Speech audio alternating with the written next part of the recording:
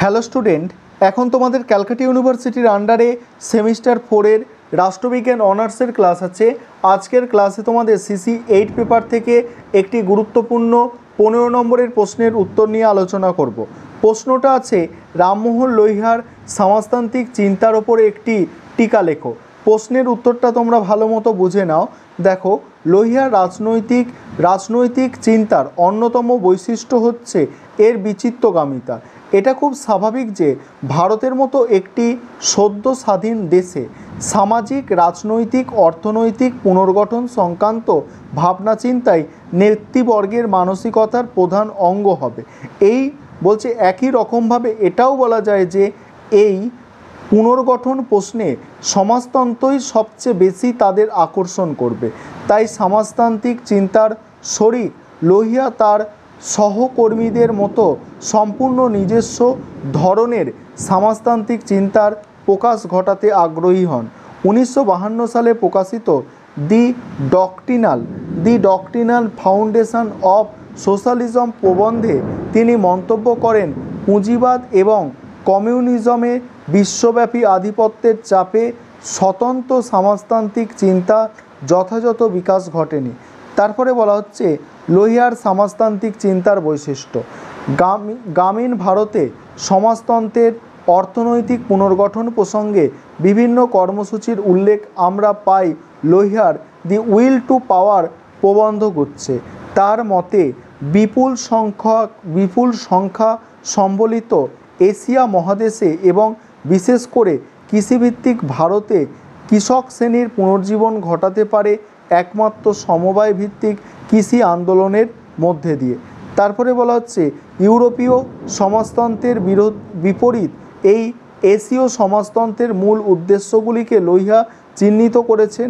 1 নম্বর কি বলা হচ্ছে, দেখো 1 নম্বর বলা হচ্ছে প্রশাসনের বিকেন্দ্রীকরণ, 2 নম্বর বলা হচ্ছে ক্ষুদ্র পুঁজি বিনিয়োগ এবং বিস্তার, 3 নম্বর হচ্ছে সম্পত্তির সামাজিকরণ এবং সমতা, 4 হচ্ছে গান্ধী প্রদর্শিত গণ আন্দোলনের পথেই এই সমাজতন্ত্র সম্ভব।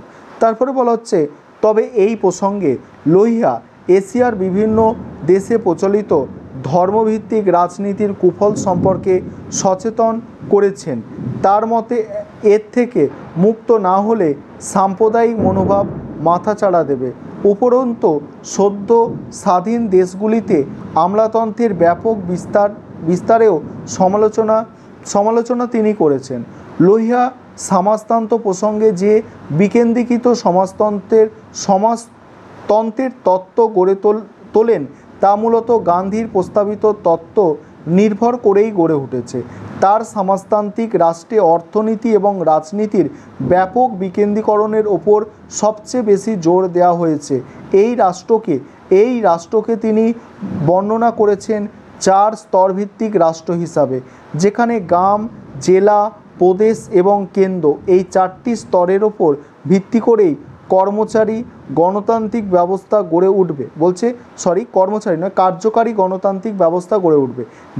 গ্রাম, জেলা, প্রদেশ এবং কেন্দ্র এই 4টি স্তরের ওপর ভিত্তি করেই কার্যকারী গণতান্ত্রিক ব্যবস্থা গড়ে উঠবে। এই রাষ্ট্রের মূল বৈশিষ্ট্য হচ্ছে কি, দেখো 1 নম্বর হচ্ছে মোট পরিকল্পিত ব্যয়ের 1/4 নিয়োজিত হবে গ্রাম, জেলা ও পঞ্চায়েতের মধ্যে দিয়ে। 2 হচ্ছে গ্রাম্য এবং জেলা পঞ্চায়েতের দায়িত্বে থাকবেন পুলিশ প্রশাসন।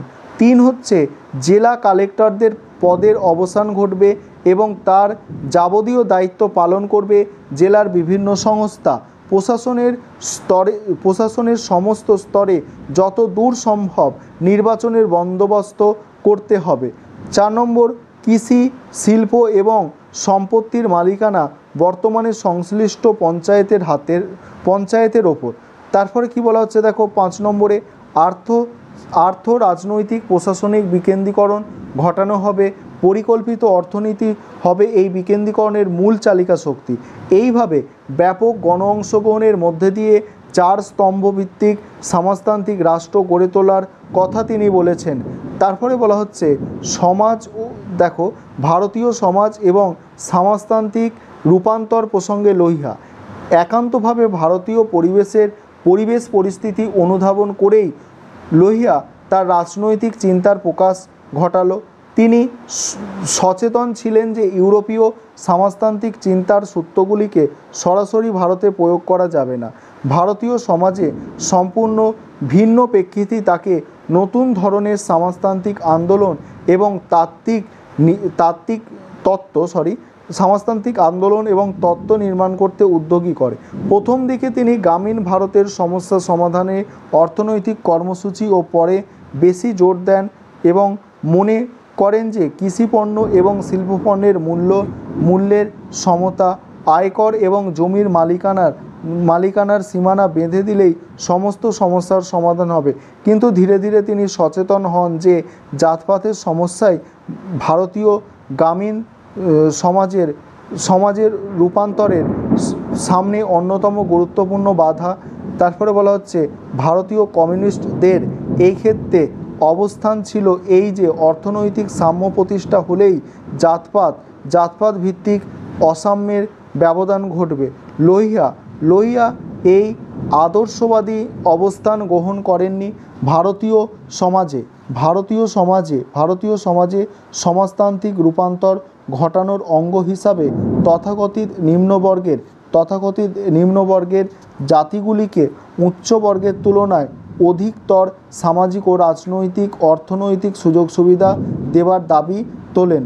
তারপর দেখো ভারতীয় সমাজে গণজাগরণ সম্ভব করতে তার অন্যতম দাবি ছিল সরকারি কাজকর্ম, ইংরেজি ব্যবহারের বদলে সাধারণের ভাষা হিন্দি এবং অন্যান্য দেশীয় ভাষার প্রচলন।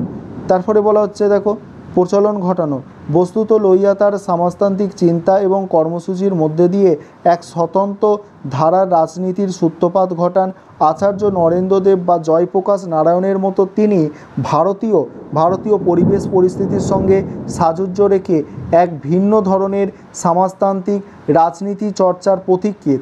তবে এই প্রসঙ্গে এটা উল্লেখ করা প্রয়োজন যে নরেন্দ্রদেব বা জয়প্রকাশের ওপর মার্ক্সীয় মতাদর্শের প্রভাব যতখানি ছিল লোহিয়ার ওপর কিন্তু মার্ক্সবাদের প্রভাব ততখানি ছিল না। তিনি মূলত ছিলেন গান্ধীবাদী। সমাজ পরিবর্তনের উদ্দেশ্যে শ্রেণী সংগ্রাম অপেক্ষায় গান্ধী প্রবর্তিত সত্যাগ্রহ এবং আইন অমান্য আন্দোলনের ওপর গুরুত্ব বেশি বলছে। দেখো আন্দোলনের গুরুত্ব যেটা আছে তার ওপর বেশি আস্থা ছিল। এবারে দেখো পরের যেটা আছে আলোচনা করব, তার আগে যে বিষয়টা বলার আছে তোমাদের জন্য অনলাইন কোচিং ক্লাস চলছে। তোমরা যদি কেউ অ্যাডমিশান নিতে ইচ্ছুক আছো সেক্ষেত্রে তোমরা এই নম্বরে যোগাযোগ করতে পারো অ্যাডমিশান নিতে চাইলে 9123005218 এই নম্বরে তোমরা যোগাযোগ করে অ্যাডমিশান নিতে পারো। আমাদের পার মান্থ 600 টাকা করে ফিস নেওয়া হয় আর তোমাদের 4টে যে পেপার আছে সেই 4টে পেপার 5th সেমিস্টারের পড়ানো হয়। তারপরে দেখো কি বলা হচ্ছে, নানা সম্ভাবনার সত্ত্বেও রামমোহন লোহিয়ার সমাজতান্ত্রিক চিন্তা কখনোই নির্দিষ্ট মতাদর্শ হিসাবে দেখো গড়ে উঠতে পারেনি।